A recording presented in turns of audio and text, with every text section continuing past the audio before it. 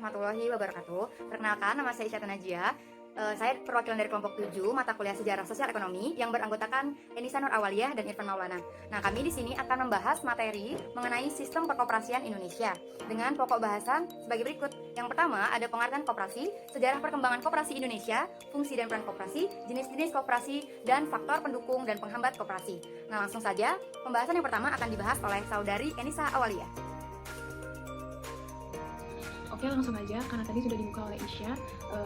Di sini saya akan membahas tentang pengertian dan sejarah perkembangan dari sistem perkoperasian yang ada di Indonesia. Jadi, sebelum kita mengetahui lebih lanjut tentang jenis koperasi, terus peran dan fungsi dari koperasi, lalu ada faktor pendukung dan faktor penghambat dari sistem perkoperasian di Indonesia, jadi kita harus mengetahui terlebih dahulu pengertian dari sistem perkoperasian Indonesia ini sendiri dan sejarah perkembangan sistem perkoperasian dari zaman dahulu sampai zaman sekarang ini. Nah, apa sih pengertian dari koperasi ini sendiri? Koperasi ini berasal dari kata CO yang berarti bersama dan operation yang berarti bekerja. Jadi, koperasi adalah kerjasama. Sedangkan menurut pengertian secara umum, koperasi adalah suatu kumpulan orang-orang yang mempunyai tujuan yang sama, lalu diikat dalam satu organisasi yang berasaskan kekeluargaan dengan maksud untuk mensejahterakan anggota keluarga tersebut. Banyak juga beberapa ahli yang mendefinisikan pengertian dari koperasi ini sendiri. Salah satunya itu menurut Margono. Menurut Margono, koperasi adalah perkumpulan manusia yang dengan sukanya sendiri hendak bekerja sama untuk memajukan ekonominya. Lalu ada menurut Soiratmadja. Menurut dia, koperasi adalah suatu badan usaha yang secara sukarela dimiliki dan dikendalikan oleh anggota yang juga pelanggannya dioperasikan oleh mereka atas dasar nirlaba atau dasar biaya. Jadi intinya, koperasi ini adalah badan usaha yang mengorganisir pemanfaatan dan pendaya gunaan sumber daya ekonomi para anggotanya atas dasar prinsip-prinsip koperasi dan kaidah usaha ekonomi untuk meningkatkan taraf hidup anggota pada khususnya dan masyarakat daerah kerja pada umumnya. Nah, dengan demikian, koperasi juga merupakan gerakan ekonomi rakyat dan koperasi melandaskan kegiatan berdasarkan prinsip gerakan ekonomi rakyat yang berdasarkan asas kekeluargaan. Nah, prinsip-prinsip koperasi ini juga merupakan landasan pokok koperasi dalam menjalankan usahanya sebagai badan usaha dan gerakan ekonomi rakyat untuk membangun koperasi yang efektif dan tahan lama. Seperti itu. Lalu ada sejarah perkembangan koperasi di Indonesia. Awalnya, sejarah koperasi ini dimulai pada abad ke-20. Nah, pada umumnya sejarah koperasi dimulai dari hasil usaha kecil yang spontan dan dilakukan oleh rakyat kecil. Kemampuan ekonomi yang rendah mendorong para usaha kecil untuk terlepas dari penderitaan secara spontan, karena secara spontan mereka ingin merubah hidupnya. Nah, di Indonesia, ide-ide perkoperasian diperkenalkan oleh Arya Wiramadja yang pada tahun 1896 mendirikan sebuah bank untuk para pegawai negeri. Nah, karena semangat yang tinggi, perkoperasian pun selanjutnya diteruskan oleh Walpan. Lalu pada tahun 1908, Sutomo ini mendirikan Budi Utomo.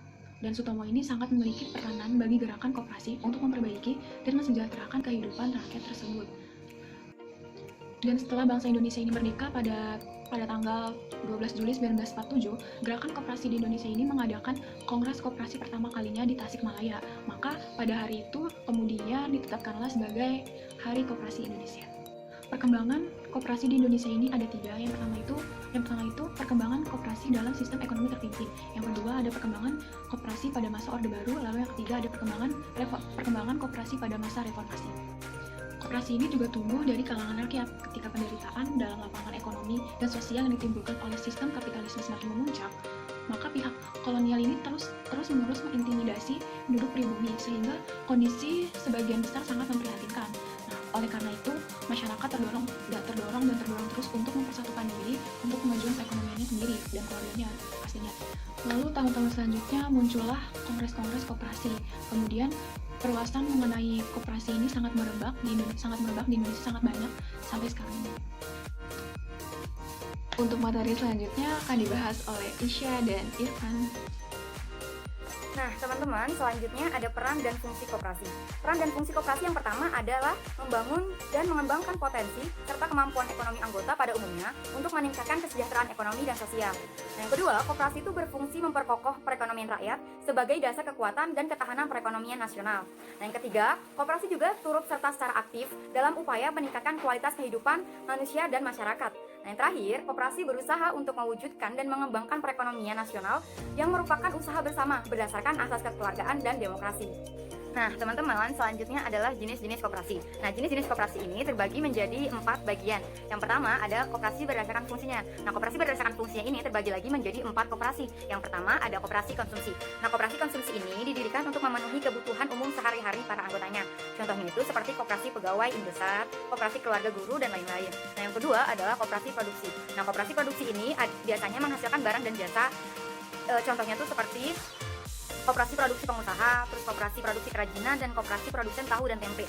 Nah, koperasi produsen tahu dan tempe ini biasanya terdapat pada masyarakat tradisional. Nah, yang ketiga adalah koperasi jasa. Nah, koperasi jasa itu adalah koperasi yang memberikan jasa keuangan dalam bentuk pinjaman kepada para anggotanya. Contohnya tuh koperasi perumahan yang memberikan jasa sewa pinjaman untuk rumahnya. Nah, yang keempat adalah koperasi penjualan atau pemasaran. Nah, koperasi penjualan atau pemasaran ini adalah koperasi yang mendistribusikan barang atau jasa yang dihasilkan oleh anggotanya agar sampai kepada tangan konsumen yang memesannya. Nah, selanjutnya adalah koperasi berdasarkan daerah kerja. Nah, koperasi berdasarkan daerah kerja ini terbagi menjadi 2 koperasi. Yang pertama adalah koperasi primer. Koperasi primer ini biasanya memiliki anggota perseorangan minimal 20 orang. Contohnya itu seperti koperasi kecil di Pasar Agung. Nah, yang kedua adalah koperasi sekunder. Koperasi sekunder ini adalah gabungan dari koperasi-koperasi primer ini. Nah, cakupannya lebih luas dari koperasi primer. Contohnya itu seperti gabungan koperasi yang ada di pasar Jabodetabek, adalah pasar induk yang lumayan besar seperti itu. Next, selanjutnya adalah koperasi berdasarkan jenis usahanya. Koperasi berdasarkan jenis usahanya yang pertama terbagi menjadi 4 koperasi. Yang pertama adalah koperasi serba usaha. Koperasi serba usaha ini adalah koperasi di bidang usaha yang bermacam-macam. Contohnya itu KUD, yaitu memenuhi kebutuhan masyarakat sehari-hari, terus juga unit produksi, unit wartel, dan biasanya koperasi ini juga melakukan simpan pinjam keuangan. Selanjutnya adalah koperasi konsumsi. Koperasi konsumsi ini adalah koperasi yang bidang usahanya menyediakan kebutuhan sehari-hari para anggotanya saja, seperti contohnya bahan makanan, perabotan, terus pakaian. Contohnya itu seperti KUD, sama seperti yang tadi. Terus juga ada koperasi pegawai dan koperasi KSU. Nah, selanjutnya adalah koperasi produksi. Nah, koperasi produksi ini adalah koperasi yang di bidang usaha. Terus juga ada koperasi pegawai dan koperasi KSU. Nah, selanjutnya adalah koperasi produksi. Nah, koperasi produksi ini adalah koperasi yang di bidang usahanya membuat barang atau memproduksi barang untuk dijual secara bersama-sama dengan anggotanya. Contohnya itu seperti koperasi pengrajin susu Bandung. Nah, biasanya koperasi ini tuh berada di tempat-tempat strategis pariwisata yang memiliki panganan khas lokal untuk dibawa oleh-oleh ke daerah lain seperti itu. Nah, yang keempat dari koperasi berdasarkan jenis usahanya adalah koperasi simpan pinjam yang biasa disebut sebagai koperasi KSP. Nah, koperasi KSP ini memiliki usaha tunggal, yaitu cuma satu, untuk menampung simpanan anggota dan melayani peminjaman. Nah, yang keempat adalah koperasi berdasarkan keanggotaannya. Koperasi berdasarkan keanggotaannya ini terbagi menjadi 4 koperasi. Yang pertama adalah koperasi unit desa atau disebut KUD. Nah, koperasi ini tuh beranggotakan masyarakat pedesaan yang melakukan kegiatan usaha ekonomi di bidang pertanian, yaitu menyediakan pupuk, obat pemberantas hama, alat pertanian, dan memberi penyuluhan teknis untuk pertanian seperti itu. Nah, yang kedua adalah Koperasi Pegawai Republik Indonesia. Nah, Koperasi Pegawai Republik Indonesia ini beranggotakan para pegawai negeri, para guru, dan ruang lingkup departemen ataupun instansi. Nah, yang ketiga adalah koperasi pasar. Koperasi ini disingkat menjadi Kopas.